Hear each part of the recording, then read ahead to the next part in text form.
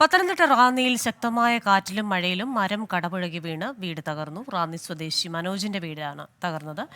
പത്തനംതിട്ടയിൽ നിന്ന് വീണ്ടും ചേരുകയാണ് ശ്രീജിത്ത് ശ്രീകുമാരൻ. ശ്രീജിത്ത്, സംസ്ഥാന വ്യാപകമായി ഈ മരം വീണ് പല പ്രശ്നങ്ങളും ഉണ്ടാകുന്നുണ്ട് മഴക്കെടുതിയുടെ ഭാഗമായിട്ട്. അവിടെ റാന്നിയിൽ സംഭവിച്ചത് എന്താണ് വിവരങ്ങൾ? ഇന്ന് ഉച്ചയോടുകൂടി ശക്തമായ മഴയായിരുന്നു പത്തനംതിട്ട ജില്ലയുടെ മലയോര മേഖലയിൽ അനുഭവപ്പെട്ടത്. എന്തായാലും ആ മഴയത്ത് പല മേഖലയിലും മരം വീഴുകയും ഗതാഗതം തടസ്സപ്പെടുകയൊക്കെ ചെയ്തു. അവിടെയാണ് ഈ റാന്നി സ്വദേശിയായ മനോജിന്റെ വീടിന് മുകളിലേക്ക് മരം വീണത്. വീടിന്റെ ഒരു ഭാഗത്തിന് കേടുപാട് സംഭവിച്ചിട്ടുണ്ട് എന്നാണ് ദൃശ്യങ്ങളിൽ നിന്ന് മനസ്സിലാക്കുന്നത്.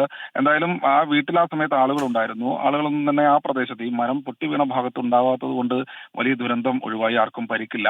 എന്തായാലും പിന്നീട് ഫയർഫോഴ്സും നാട്ടുകാരും ഒക്കെ എത്തിയാണ് ആ മരം മാറ്റിയതെന്ന് മനസ്സിലാക്കുന്നത്. എന്തായാലും ജില്ലയുടെ പല മേഖലകളിലും ഇപ്പോഴും മഴ പെയ്തുകൊണ്ടിരിക്കുന്നുണ്ട്. ജില്ലയിൽ യെല്ലോ അലർട്ട് പ്രഖ്യാപിച്ചിട്ടുണ്ട്. ജാഗ്രത തുടരണമെന്നാണ് ജില്ലാ ഭരണകൂടം അറിയിച്ചിട്ടുള്ളത്. ക്രിസ്ത്യൻ.